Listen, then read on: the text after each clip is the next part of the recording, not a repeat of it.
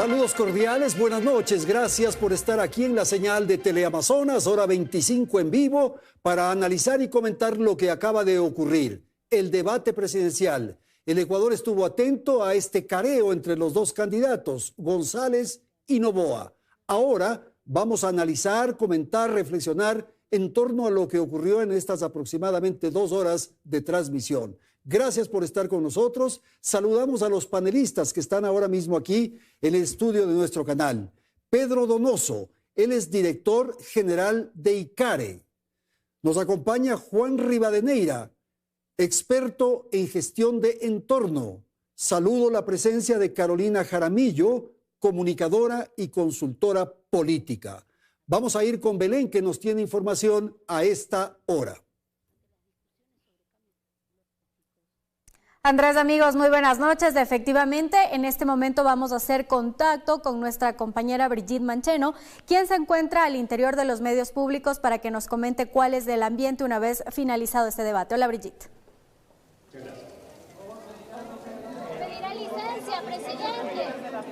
Hola, muy buenas noches. De hecho, hace pocos segundos se acaba de referir a los medios de comunicación el presidente candidato Daniel Noboa, quien agradeció pues a sus simpatizantes, quienes acudieron desde la tarde de este día domingo a los exteriores de medios públicos. Ha sido un álgido debate, 120 minutos en los que hemos podido escuchar las propuestas tanto de Daniel Noboa como de Luisa González. En total fueron 5 ejes. El primero tratado de educación, luego pasaron a salud y seguridad social, luego abordaron el tema de criminalidad y seguridad, economía y empleo y también gobernabilidad. Ahora, un particular de este debate que no lo hemos visto antes son las preguntas cerradas que en cada eje respondieron los candidatos, y lo que ustedes pueden evidenciar en pantalla es precisamente cómo varios medios de comunicación, no solo nacionales, sino también que hemos visto la presencia de varios medios internacionales, se encuentran a la expectativa de los pronunciamientos y las reacciones, sobre todo post debate, ¿no? Ya escuchamos al presidente de la República, Daniel Noboa, quien también es candidato, quien fueron al menos 15 segundos de declaraciones. En un inicio Noboa no se refirió a la prensa, sin embargo, al salir sí dio un agradecimiento y posteriormente se retiró ya del edificio de medios públicos. Hay gran contingente policial y militar en los exteriores de este lugar, de hecho desde el mediodía de este sábado, y ahora estamos a la espera de la candidata del correísmo, Luisa González, quien en un inicio sí se refirió a la prensa y de hecho hizo una aseveración, y es que según los cálculos y estadísticas que maneja su movimiento está al menos 6 puntos sobre el presidente candidato Daniel Noboa. Sin embargo, no pudimos tener una respuesta o una reacción del presidente previo al ingreso de este debate. A la salida, como ya les comentábamos, esto pasó hace poquitos segundos, que el presidente mencionó pues este agradecimiento a los medios de comunicación. Sin embargo, nosotros estamos a la espera pues de la otra candidata de cara a este balotaje, Luisa González. De pronunciarse nos volveremos a contactar con ustedes. Buenas noches. Muchas gracias, Brigitte. Y ahora es momento de irnos hacia los exteriores de medios públicos, en donde se encuentra nuestro compañero Fausto Yepes, para que nos comente también si aún permanecen allí los simpatizantes de los dos candidatos que desde ya muy temprano se congregaron en estos puntos. Fausto, ¿estás allí? Gracias, ¿qué tal, Belén? Amigos, sí, esta vez nos trasladamos hasta el lugar de concentración de los militantes y simpatizantes de la Revolución Ciudadana. Esto es en la Avenida República y 6 de diciembre. Aquí también se instaló una de las pantallas para seguir de cerca el debate. Hay un poco de simpatizantes en este sector, han permanecido acá. Se anuncia que la candidata en poco llegará acá. No estamos con la seguridad de que eso ocurra, pero aquí han seguido de cerca el debate. Lo propio ocurrió al otro lado, en uno de los sectores donde se instaló una pantalla para los simpatizantes de ADN. Así se ha seguido el debate en los exteriores de medios públicos, alrededor de unas 2 a 3 cuadras a la redonda, que ha permanecido cercado por la policía y militares como parte del dispositivo de seguridad. Aquí se ha seguido entonces el debate, ha sido con bastante atención. Hemos podido registrar también las imágenes del momento en el que la gente seguía el debate, en algunos casos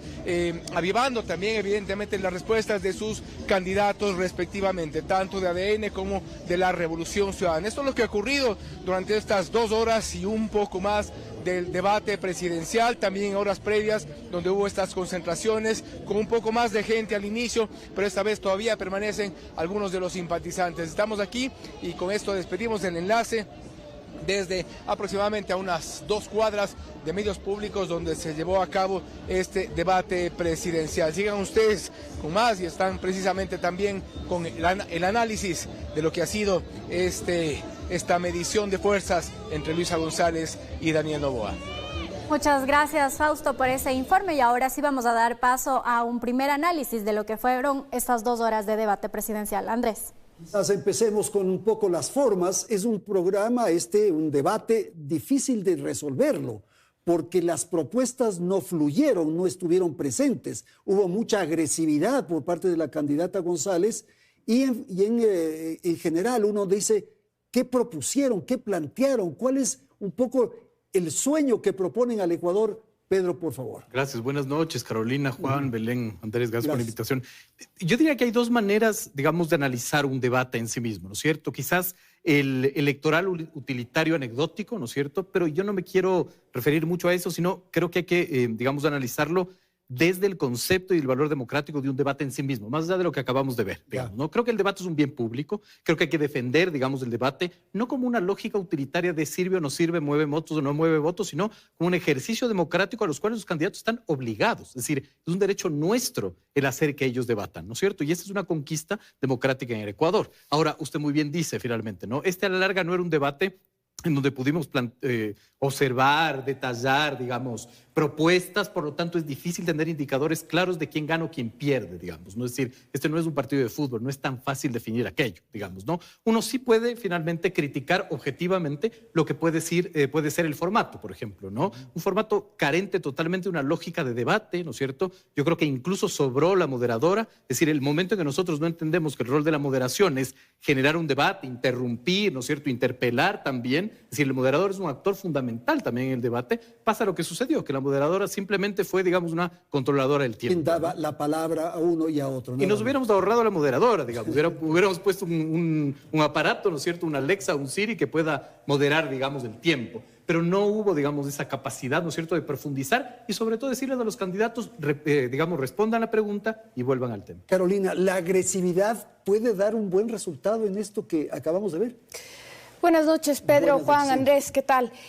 Bueno, y personalmente creo que hoy mismo la agresividad no era el mejor recurso para ninguno de los 2 candidatos, porque partiendo de hechos fácticos, básicamente la mayoría de los electores ya tomaron una decisión y el poco banco electoral que queda disponible probablemente no sea este elector politizado, digamos, más bien creo yo que son los indecisos los que probablemente hoy pudieran tener algo del post-debate, sobre todo para tomar alguna decisión. Entonces, personalmente, creo que ver este tipo de candidato y candidata absolutamente agresivos, violentos, discutiendo constantemente entre ellos, donde hubo escasez de propuestas y una abundancia exagerada de beligerancia, me parece que le hace un flaco favor a ambas candidaturas, porque finalmente no nos olvidemos de 2 datos importantes. Primero, ¿quiénes son, digamos, fundamentalmente la audiencia de los debates? La gente politizada, los que ya tomaron una decisión.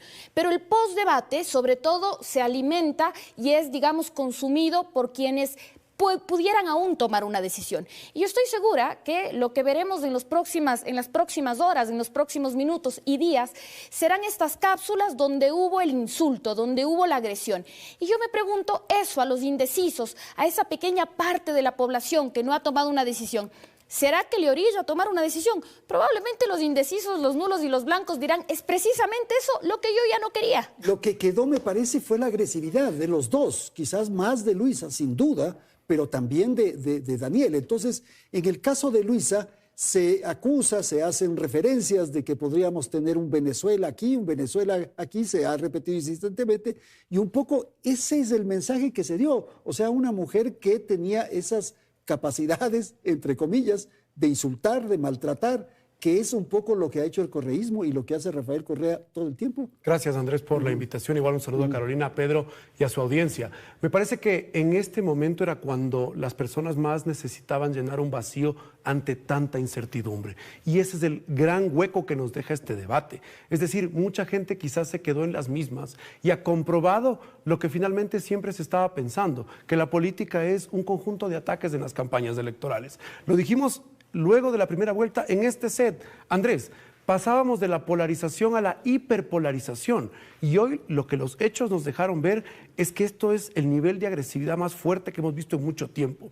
Sobre la candidata González que usted me ha preguntado, Andrés, a mí me sorprendió que al inicio, al entrar al lugar del evento, ella entra con una declaración fuera de la pregunta de si el presidente dejó o no el encargado del poder, diciendo que llevaba 6 puntos arriba en las encuestas.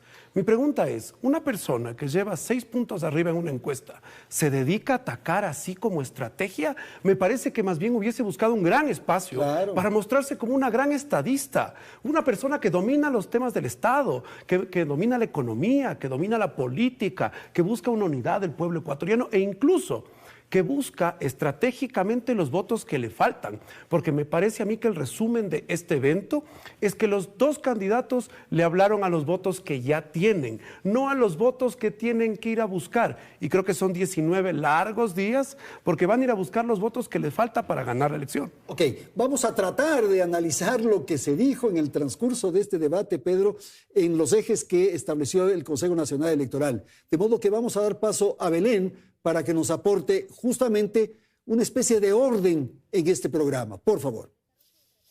Sí, Andrés, 2 frases marcaron el debate.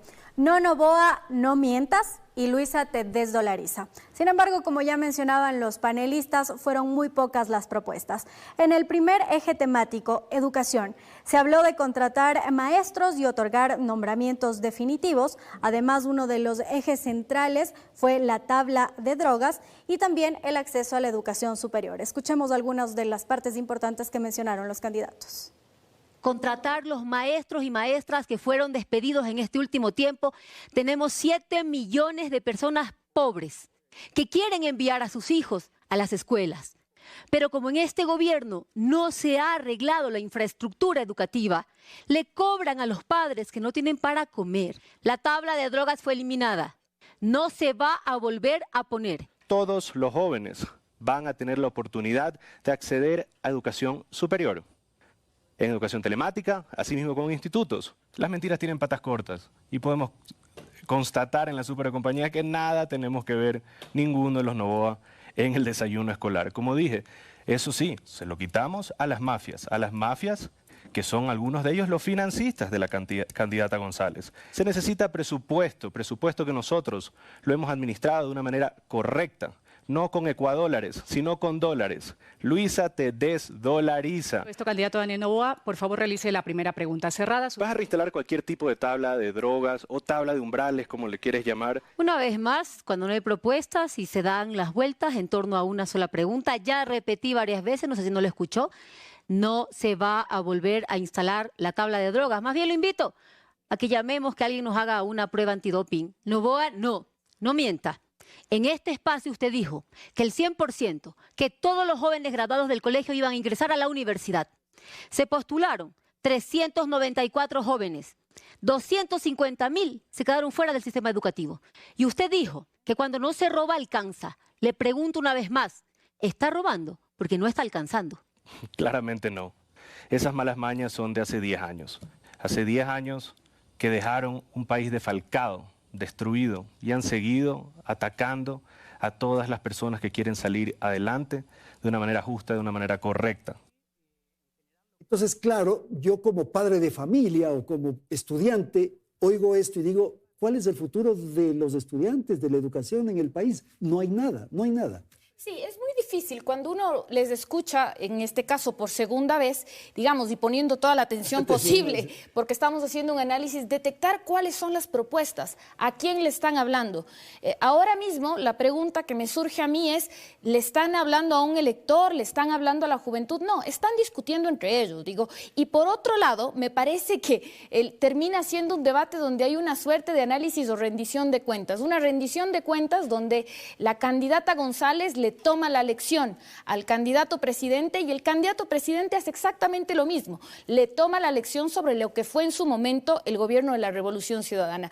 Y son, digamos, en ambos casos poco hábiles para salirse de ese encuadre y volver a lo que deberían volver. En el ámbito de la educación, hablar en este caso de sus propuestas y, digamos, en un formato tan mal armado como es el formato del debate que nos propone el órgano electoral, digamos, hacer una propuesta soñadora, hablarles a los jóvenes que además hoy en el Ecuador atraviesan más de una crisis, ¿no? En el tema de inseguridad, educación, becas, acceso a la educación superior y más. Entonces, a mí me parece en la práctica que finalmente, y lo repito, esto se transformó y lo vamos a ver en varios ejes, en una suerte de rendición de cuentas, Andrés. Luisa orilló al presidente a hablar sobre las propuestas que hizo hace un año y él orilló a Luisa a que hable sobre el gobierno de la Revolución Ciudadana. Y una disputa de quién es más pícaro, un poco así. Que al final sentimos que era un ida y vuelta en ese sentido. Y recordemos un tema que quizá la candidata a la Revolución Ciudadana tenía en sus hombros y era el tema de Rafael Correa. Me parece a mí que personalizar como mi gobierno, porque no es que el candidato Noboa lo hizo así, ella lo puso como mi gobierno. Me parece que eso quizá en algún punto no le ayudó. Creo que fue interesante cuando presentó algunas cifras de la situación de la educación, pero me parece que en ciertos tramos del debate ambos se olvidaron de hablarle a las personas que estaban viendo, a los padres, a las madres. Por ejemplo, a ese 80% de chicos que entre 15 y 24 años hoy están en la informalidad. Este tema de las oportunidades. Quizá el presidente en alguna parte, más bien intentando no caer en el juego de los ataques, hablaba de sus propuestas que vendrán. Me parece que en ese ida y vuelta el déficit que tenemos es de claridad finalmente. Y Pedro, son estos golpes de efecto. Ya hemos tenido en el pasado algunos debates y más o menos sabemos. El mírame a los ojos de Febres Cordero o Andrés no mientas otras veces de Lazo. Entonces aquí querían ellos tener frases para golpear. Sí, y me parece que eso es lo que querían. Totalmente. Y las propuestas ausentes. Y digamos, a mí el debate no me da insumos para analizar. Por eso yo quiero hablar de lo conceptual, digamos, claro. ¿cierto? Es decir, finalmente, digamos, la manera como se propone, ¿no es cierto?, este debate de parte del Consejo Nacional Electoral, bueno, tenemos que agradecer que ya no hicieron preguntas inconstitucionales, como fue en el debate de la primera vuelta, ¿no? Pero, digamos, tienes todo, el debate es un elemento dentro de un sistema electoral. Es decir, el debate es una herramienta que está interconectado con ¿qué? Por ejemplo, con el plan de gobierno. Si tienes ya todo escrito en el plan de gobierno, ¿cómo no puede ser el plan de gobierno la hoja de ruta para generar un debate? ¿Cómo no puedes tú, digamos, especificar el debate? O sea, dar un nivel de especificidad a usted, señora Luisa González, en su página 80 de su plan de gobierno, plantea esto en educación. ¿Cómo, cuánto, dónde y cuánto va a costar? El momento que tú generas estas preguntas, digamos, absolutamente generales, provocas esto. ¿Qué tiene que ver la tabla de drogas con el tema de educación, por ejemplo, ¿no? Seguramente tiene una relación indirecta, sí, obvio, pero no es un tema directamente. Es un tema para que los dos políticos, digamos, confronten anecdóticamente. Entonces, ¿qué nos da este debate? Anécdotas. No nos da profundidad. Y esto no quiere decir que el debate no sea una herramienta fundamental, porque, como digo, es un elemento dentro de un sistema. Necesitamos el debate para saber qué nos dice, digamos, qué verbaliza el candidato que esté en su plan de gobierno y si no lo cumple, activar la revocatoria de mandato. Esa es la lógica democrática de un debate. Ahora, pero Pedro, vuelvo a la condición esta de padre de familia, en este caso por la educación, pero como televidente, yo estuve viendo el debate en mi casa, estuve atento a lo que estaban diciendo, veía que se sacaban los cueros al sol y se disputaban cosas y, en fin, ¿por quién voto? Seguramente, ¿Por quién voto? Pregunto, a ver. Y seguramente apagué a los 15 minutos. No, porque estaba entretenida, las peleas son entretenidas. No, pues. Totalmente de acuerdo. Así, es decir, digamos, a la lógica, ¿no es cierto? La autoridad electoral no nos está dando un elemento de análisis para definir un voto. Pero yo le pregunto a usted, Pedro, yo como televidente decidí hoy... No, evidentemente no. Yo además me ratifiqué por el que iba. Es que hay varios elementos que hay que analizar, ¿no es cierto? Primero, por ejemplo, hay una diferencia abismal en cuando se da el debate ahora a, por ejemplo, como se dio en la primera vuelta del 2023. En la primera vuelta del 2023, el debate se dio a 7 días de la elección. Por lo tanto, sí era un punto de llegada. ahora se da a 3 semanas de la elección. Es un punto de partida. Todo lo que se discutió ahora, mañana, pasado mañana, traspasado mañana, se olvida. Ah, no, pues ya tenemos el partido de fútbol el martes. Evidentemente, así es. Acabó. Y seguramente algo sucederá esta semana. Entonces, finalmente, digamos, yendo al tema, yo creo que este debate no moviliza votos, no lo va a hacer. Una cosa es el nivel de audiencia y otra cosa es cómo el debate como elemento, digamos, puede movilizar votos. Contestando su pregunta, ¿el padre de familia encontró respuestas? No encontró respuestas y no los va a encontrar. Y el nulo, el blanco, Juan, el ausente, el migrante, no sé si tendría todavía chance de verlo, pero ¿ellos tomarían decisión ya? No, en ningún caso, Andrés. Me parece que este debate no deja, casi que exagerando en el idioma, ni un voto más, ni un voto menos a ninguno de los dos. Creo que muchos se ratificaron y fue un espacio para ratificar que era tu candidato para el correísmo y candidata, por supuesto, y candidato para el sector de Noboa. Me parece que lo que viene después, porque incluso en términos de frases o momentos anecdóticos, no hubo tanta creatividad, digamos, de parte de los candidatos para tener, fuera de incluso la frase que repitió, pues, algunas ocasiones la candidata González, que el presidente al comienzo le corrige y le dice, oye, mira, parece la que usaba un candidato anterior y que la reformó porque la refraseó en algún momento. Me parece que tampoco tuvo una gran dosis de originalidad para decir, tenemos un gran elemento nuevo sobre la mesa, sobre la cual podemos analizar y dar cuenta de un movimiento de votos. Creo que incluso mucha gente considerará ir al nulo, por supuesto, porque no encuentra todavía un espacio donde adherirse, pero serán 19 días nuevamente que tendrán que buscar los votos y además dirigirse a los sectores, por ejemplo, el tan famoso voto de ISA, que era un voto de causas, de temas ambientales, de temas sociales. ¿Quién lo fue a buscar? Me parece que ninguno. Así es. ¿Qué va a pasar con los indecisos, con los votos nulos, blancos? Un poco la misma pregunta de Juan. Me parece que es ahí donde se puede escarbar. A ver, me parece que hay que rescatar dos cosas en las que probablemente yo no estoy de acuerdo con Pedro y con Juan. Si bien el debate, digamos, planteado como está planteado y como herramienta así de discutir o, digamos, de exponer una discusión, puede que en sí misma no sea, digamos, el espacio más, entre comillas, idóneo técnicamente planteado, visto desde la comunicación política, puede ser una gran plataforma para cualquier candidato que esté bien entrenado para ir a un debate. Que ellos no hayan podido hacerlo ya es otra cosa. O sea, a mí me parece que estaban demasiado entrenados. Eran puras frases y cositas pensadas. Pero no necesariamente eso quiere decir que tengas un buen desenvolvimiento. Digamos, hay gente, digamos, que no solo tiene las capacidades innatas para hacer un buen debate, para ser elocuente, para hacer un buen performance, sino que se puede adaptar a cualquier formato. Sí, este formato es complicado. Digamos, yo nunca había visto esta cuestión de sí o no, y 5 segundos y luego 1 minuto.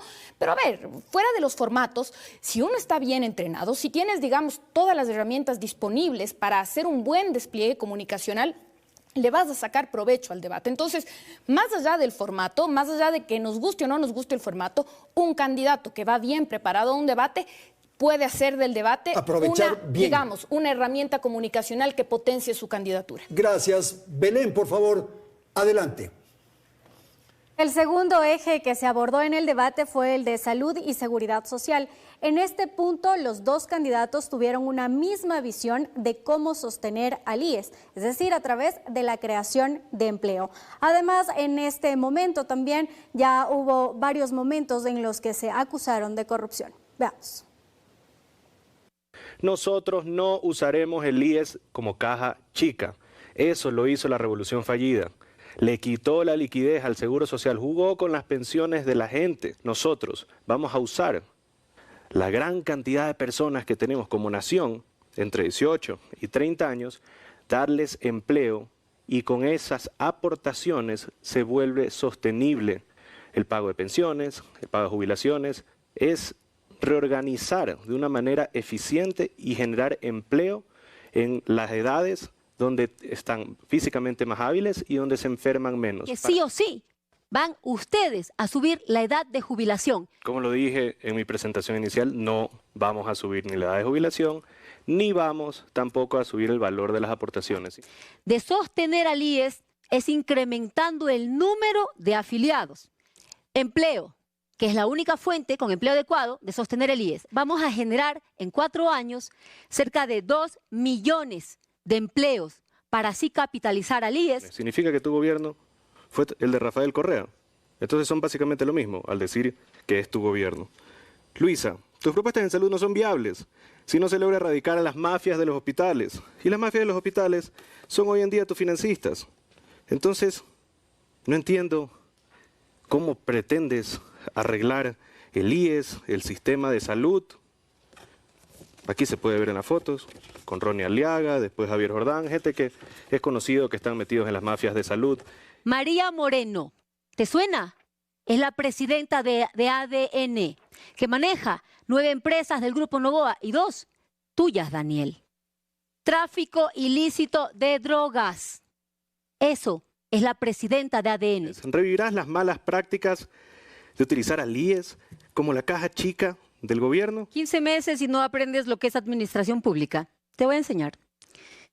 No puedes comprometer fondos públicos si no existe una certificación presupuestaria.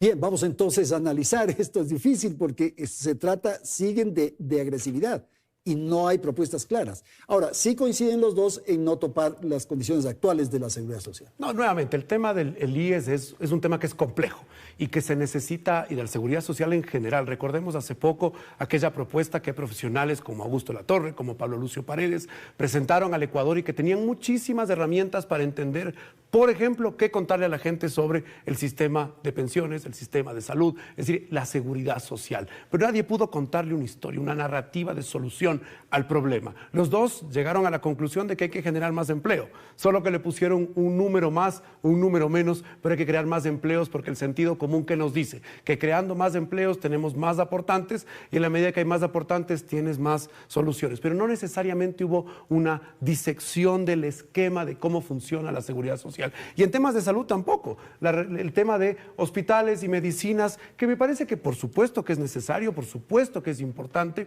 pero lo cierto es que no es que pretende presentar una política pública. Y un tema adicional, Andrés, en lo estético el debate también dejó mucho que ver. A ver, ¿qué? Un presidente Noboa o candidato Noboa en este momento, que me parece que recibiendo tantos ataques, más bien lució muy aplomado. La candidata González se la veía también en su forma de presentar. Daba la vuelta, retiraba una carpeta, sacaba unas hojas. Aquí en este clip, vimos que sacaba unas hojas de por abajo. Estaba con mucha información, que eso es bueno sin duda, pero también genera este ambiente de que traían pues el cargamento armado de balas políticas para atacar. Y creo que eso es lo que nos deja este debate a todos. Eso era atacar, eso era todo.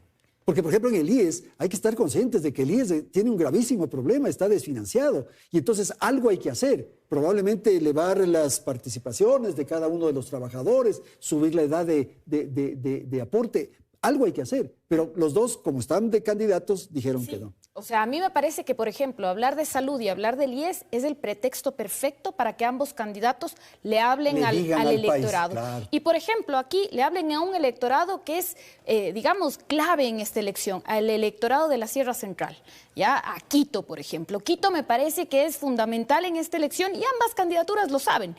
El IES, cada vez que uno habla del IES, le está asociando a un problema, a un familiar, a alguien que ha ido, no fue atendido, algún tema que le toque el corazón, la fibra fina. ¿Por qué? Porque todos hemos vivido algún calvario parecido, una derivación o algo que nos trae a la cabeza alguna sensibilidad. Este era el momento perfecto para que cualquiera de los dos candidatos dejen de hablar entre ellos y le hablen al ciudadano, le cuenten cómo nos van a solucionar, qué plan van a implementar o algo así.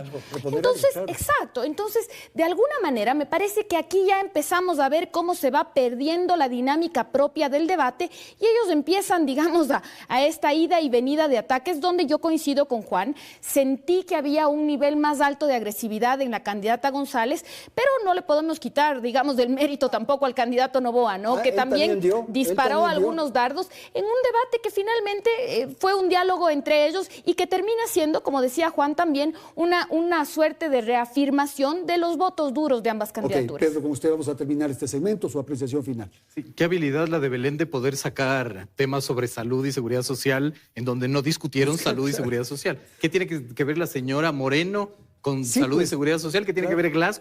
No tiene nada que ver. Pero otra vez yo insisto, perdona que insista en esto, tiene que ver con el formato. Es decir, si la moderadora ponía sobre la mesa y le decía a la señora González, usted en la propuesta de seguridad social dice esto y esto y esto, y sobre eso debatamos, y usted, señor Noboa, en su plan de gobierno hay esto, sobre esto debatamos, otro es el formato, digamos. Si hay que incluir la moderación como parte activa, pero sobre todo la base conceptual del debate, que son los planes de gobierno. No deben estar divorciadas las cosas finalmente para hacerlo. Okay, vamos a ir a un corte comercial, es preciso atender la publicidad, ya retornamos.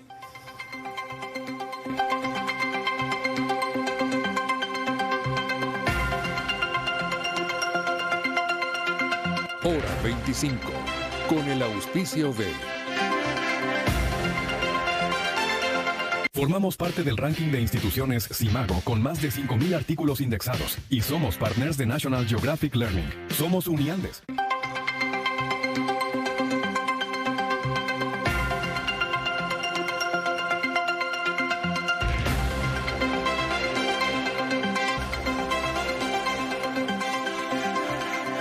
Seguimos con más, amigos. Según varias encuestadoras, una de las principales preocupaciones de los ecuatorianos es la inseguridad, alcanzando más del 40%. Ese fue el tercer eje en el debate presidencial. Sin embargo, como ya vimos en los ejes anteriores, no hubo mayores propuestas. En este fueron aún más escasas. Lo que sí pudimos observar a lo largo del debate sobre este tema es que cada uno de los candidatos se acusó de ser amigos de los narcotraficantes. Aquí se requiere mano dura para combatir al crimen organizado, al narcotráfico y a la delincuencia. Y no dudaré en usar toda la fuerza del Estado para reprimir a quienes nos matan, nos roban, nos extorsionan y nos vacunan. ¿Qué vamos a hacer? Control. Tomar el control de los puertos, aeropuertos, fronteras y combatir el enriquecimiento ilícito y también lo que es el lavado de activos. Me parece un poco chistoso que digas que vas a luchar contra el lavado de activos. Aquí tenemos las copias de los chats de la Liga Azul, en donde tú eres la rana René, donde Verduga dice, y voy a leer, sin la super de bancos, Luisa gana y se seguirá lavando dinero en el sistema financiero. E investiguen lo que es Novoa Trading, donde exportan en cajas de banano hacia Croacia e Italia droga. Toma tiempo mejorar esto aquí. Lo que estamos buscando también es cooperación internacional, trabajar con naciones como los Estados Unidos, Canadá, Francia, España, Italia, y no con el régimen de Maduro como pretende hacerlo Luisa, que ahora ni siquiera contesta, como pasó con CNN, si es que lo reconoce como régimen o no. Vamos a hacer las reformas necesarias, porque la Constitución, como decía mismo Luisa, de su gobierno, lo que hizo es que le dio más derechos a los criminales que a las personas que hacen las cosas bien. Y que usted, en lugar de destinar presupuestos para equiparlos, quiere pagarlo en mercenarios.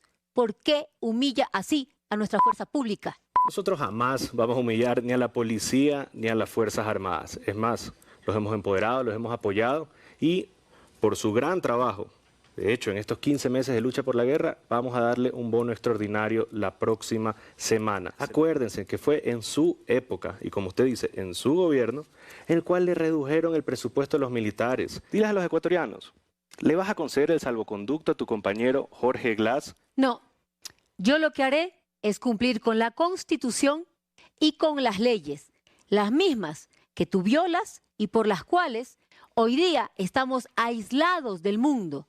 Nadie quiere venir a un país donde el presidente viola tratados internacionales. Van a tratar de tomarse ustedes, de nuevo, instituciones del Estado. Mira, Daniel, y mírame a la cara. No tienes la capacidad. No te permito que me faltes el respeto porque estás acostumbrado a humillar y maltratar a mujeres. Desde tu hija, tu ex esposa, la vicepresidenta, la exministra, a todas. A mí me respetas. Y deja de ser majadero. Y responde más bien técnicamente al pueblo ecuatoriano con argumentos técnicos.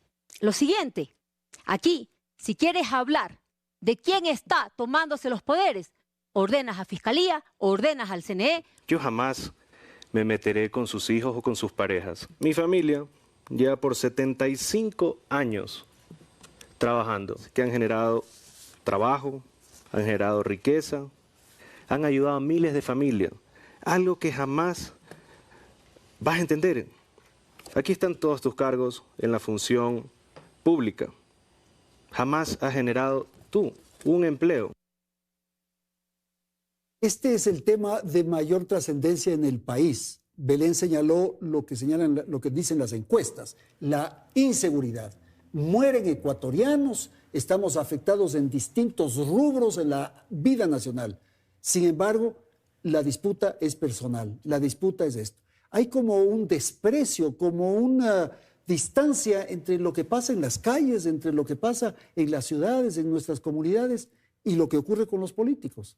Sí, sin duda, finalmente, ¿no? Lo que ocurre con los políticos y con las, digamos, otros... Las élites. Con las élites, que yo siempre repito, no despectivamente, sino con quién aporta finalmente datos, investigaciones para llegar a una salida, ¿no? Yo creo que era previsible, no sé si este nivel de beligerancia de los dos debatientes, pero sí finalmente quizás el ritmo narrativo del uno y del otro. Es decir, si tienes al presidente candidato, era lógico que tu oponente, que tu antagonista, ¿no es cierto?, tenga un ritmo narrativo de, digamos, tangibilizar lo que no se hace. Bueno, ¿no? Con cifras, esto no has hecho, esto no ha pasado. Pero ¿qué tienen que ver las familias y los parentescos? No tiene nada que ver. Por eso les digo yo, la verdad, les pido disculpas, no tengo elementos para analizar el debate, porque no se discutieron temas finalmente referidos al eje.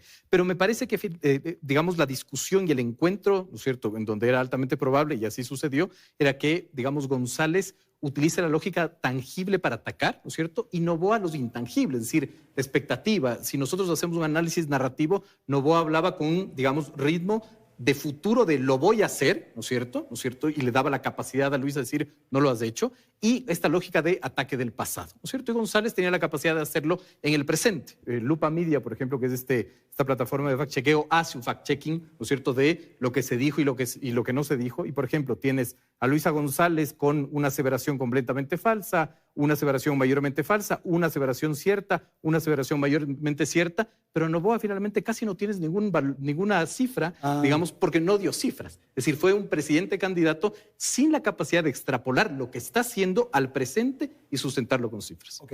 A ver, ¿qué es lo que ocurre con un tema tan delicado como la seguridad y estas disputas personales? El tema de seguridad, Andrés, es quizá, además que con la economía, el tema más cercano para los ecuatorianos. Hay personas que para acceder a su casa tienen que pagar $1 y para salir de su casa tienen que pagar $1. El problema de la inseguridad está en el día a día de todos los ecuatorianos y me parece que ahí creo que el presidente, en términos de soluciones, le dio mayor dosis de realidad. Y el clip habló de la cooperación internacional.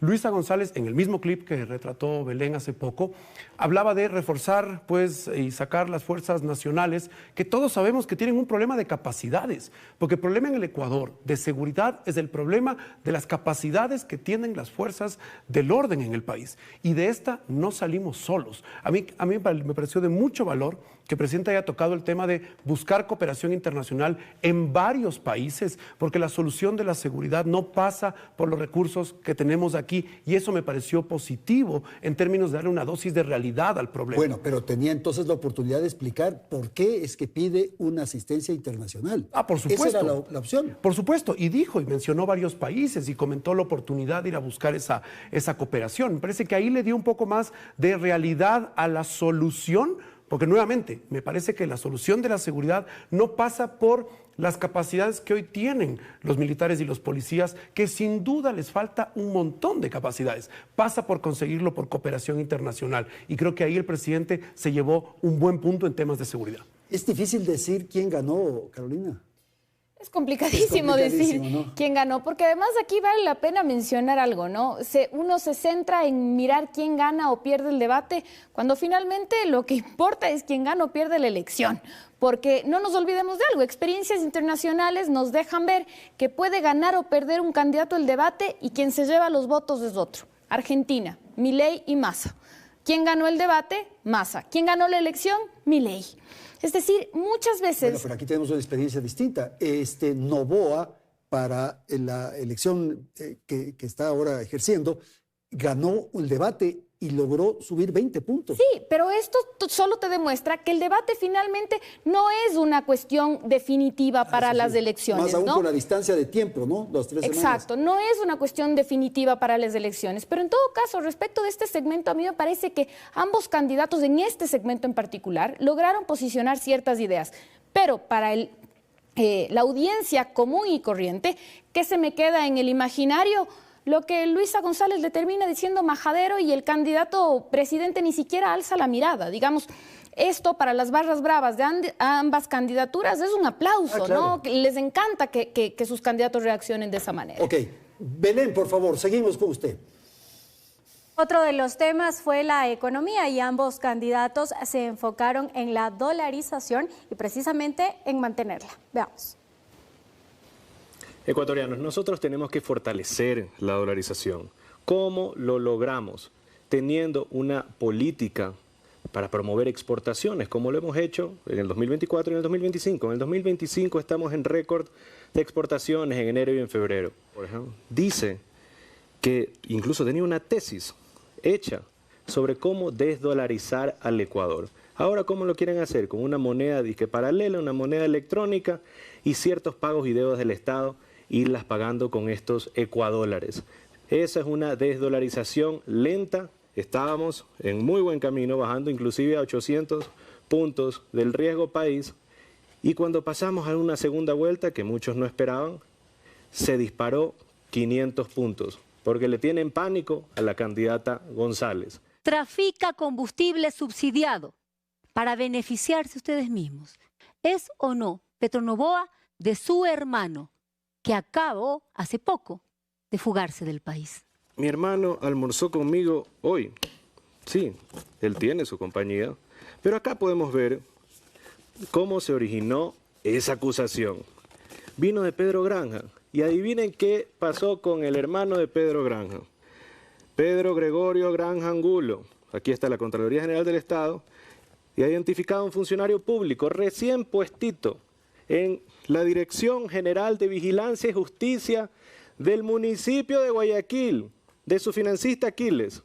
Entonces acusan, molestan y después los premian con un puesto público. Eso es tráfico de influencias. La dolarización es muy importante para este país y quiero ser muy clara y enfática. Se garantiza, y repito, se garantiza y se fortalecerá con orden, trabajo y paz. ¿Cómo lo vamos a hacer? Primero, vamos a bajar el IVA, porque lo único que hicieron fue meterle la mano al bolsillo de los ecuatorianos y contraer la economía. Vamos a hacer también una reactivación productiva a través de la inversión pública eficiente, a través de las alianzas público-privadas, alianzas estratégicas, y empezaremos por la energía para que no volvamos a tener los terribles apagones. Si vas o no a ser capaz de dividir los intereses económicos de tu familia de los del pueblo ecuatoriano. ¿Sí o no? Siempre lo he hecho. Por más que hayas... Cada intervención tuya es una fanesca de diferentes acusaciones que al final del día ninguna ha sido comprobada. Lo que sí está comprobado es que tus amigos están muchos presos y tu jefe está prófugo. Eso sí tiene prueba y sentencia. Este es otro tema muy sensible, Carolina, el tema de la dolarización, más aún con los debates y posiciones que se han expresado durante estos últimos días. Finalmente, ¿el televidente está convencido, está seguro de lo que va a ocurrir? A ver, a mí me parece que este es el tema.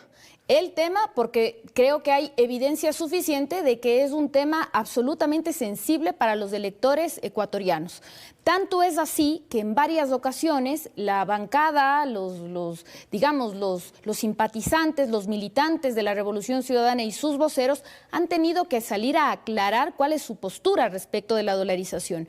En los últimos días vimos cómo en un traspié de estas vocerías nuevamente la candidata tuvo que salir a decir cuál era la postura oficial. Y es por eso que hoy vimos en el debate precisamente que el candidato presidente pone sobre la mesa el tema, ¿no?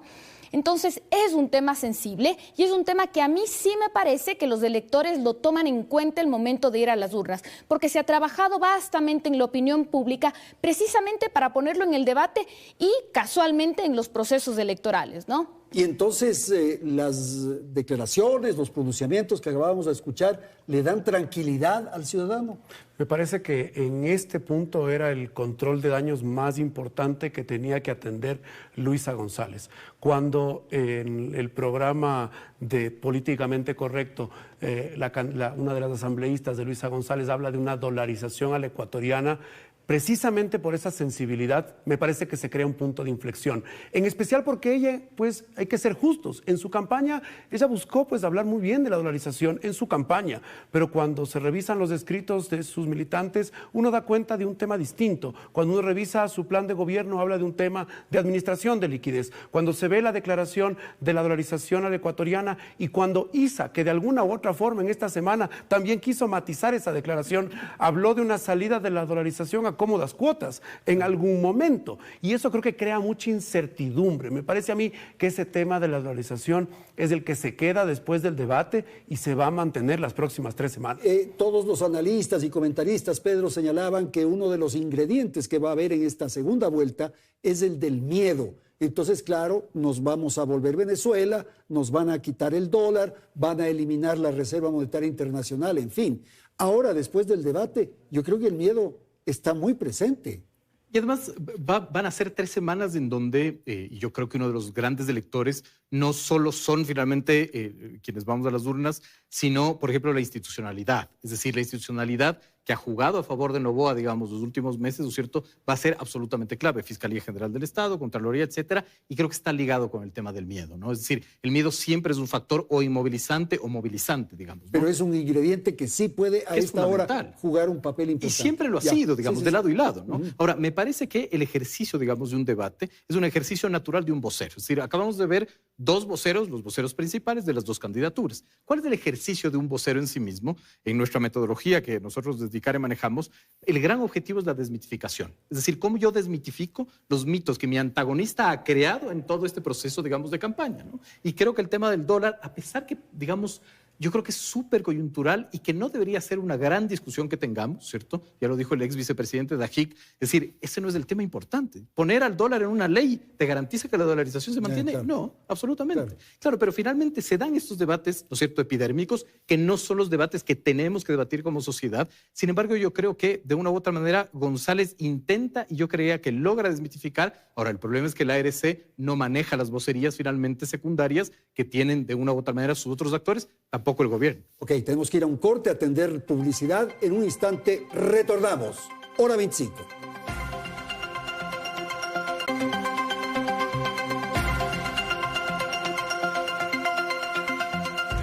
La gobernabilidad será un desafío para cualquiera de los 2 candidatos que llegue a la presidencia de la República con un legislativo bipartidista. Aunque se les consultó sobre esto a los candidatos, ninguno respondió. Veamos.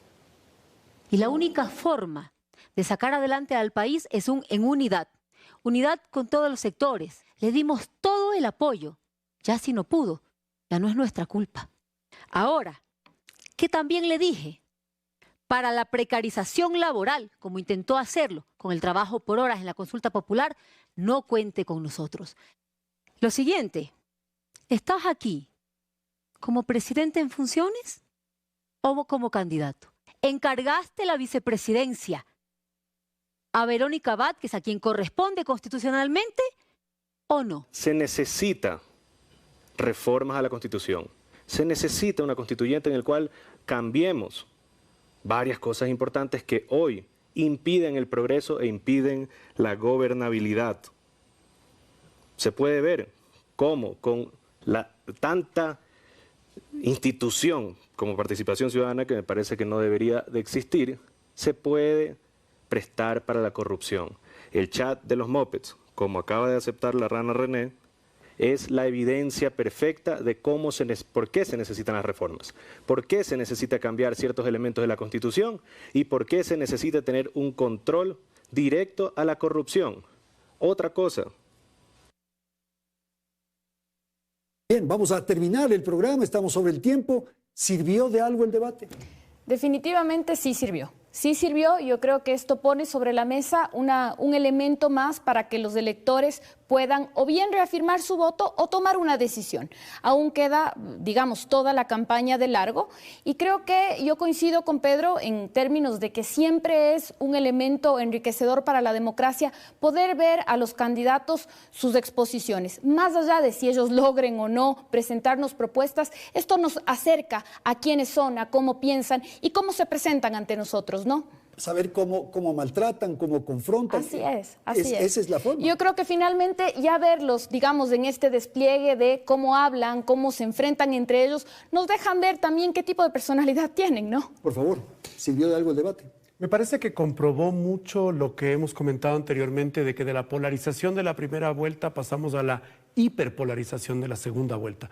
Creo que hay un gran mensaje a los ciudadanos, y es que hay una confrontación tan fuerte entre los políticos que la gran responsabilidad queda en el accionar de todos y cada uno de nosotros, en especial en estos 19 días, cuando se va a polarizar tanto, cuando esa tenaza se va a cerrar a tan punto tan duro que no puede seguir rompiendo el precario tejido social que nos une en este momento como ecuatorianos. Esa es la gran tragedia, la polarización cada vez se hace más fuerte, más vigorosa. Absolutamente. Yo creo que un antídoto para combatir la polarización es más debates. Es decir, no hacer análisis utilitarios de los debates, saber que el debate es un bien público, que hay que salir a defenderlo y que incluso deberíamos, digamos, ampliar la obligatoriedad para que todos los funcionarios públicos de elección popular estén obligados a debatir. Muchísimas gracias a nuestros panelistas que nos han acompañado esta noche en el estudio principal de Teleamazonas. Gracias también a la audiencia, un análisis, una reflexión, un comentario de lo que ocurrió hace pocos momentos con el debate presidencial. Gracias por acompañarnos. Felicidades, Ecuador.